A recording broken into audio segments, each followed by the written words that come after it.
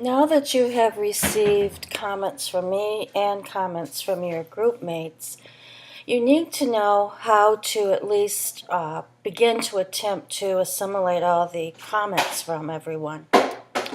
So here are my suggestions. First of all, read all of the advice. Start by reading all of it and then take notes on what you view as good advice that you can take. And if you receive conflicting advice, make a judgment based on what you already know, what Gil said, and what I said in your papers. You are the author. You make the decision. Then you're going to start revising using the advice. Use the advice on the thesis first. If your thesis isn't strong, the paper will not be strong.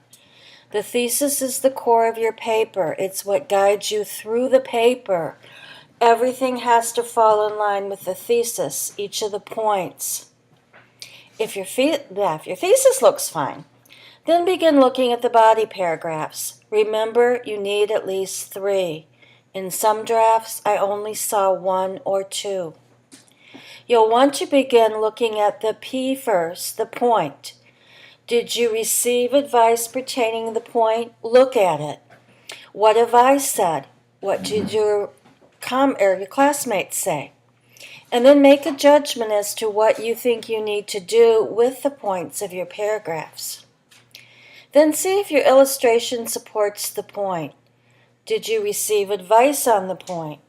Do you need to add more quotation, a larger quotation, or a smaller quotation? Then check on the explanation. This is the problem that students have the most trouble with. First of all, your explanation has to explain how the point fit the thesis.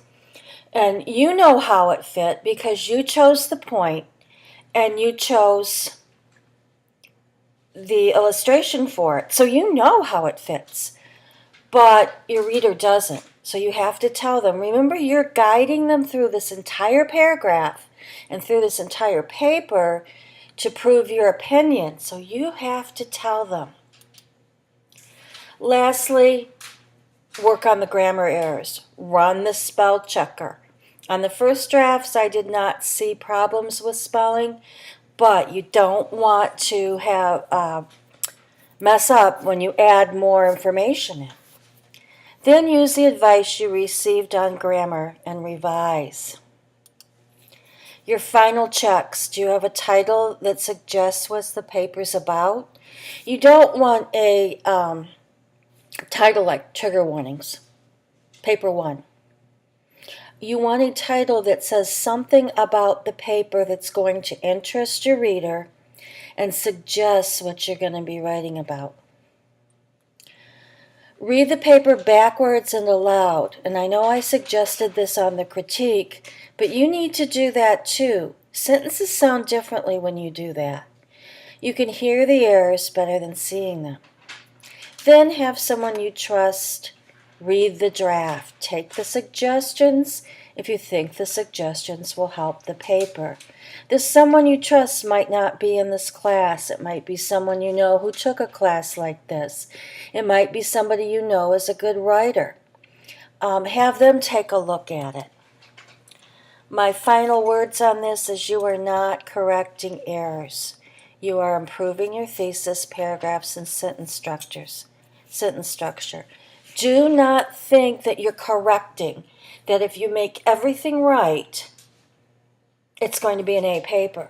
I have had students go through a paper and correct all the grammar errors, but never look at the content. And then they can't understand, well, I fixed all the errors. Why did I get a D or a C? You didn't look at the content.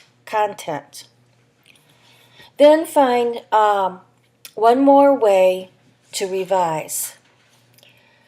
Make sure that you know that you could revise many ways, but take the way that fits you the best. You're the one that makes the final determination.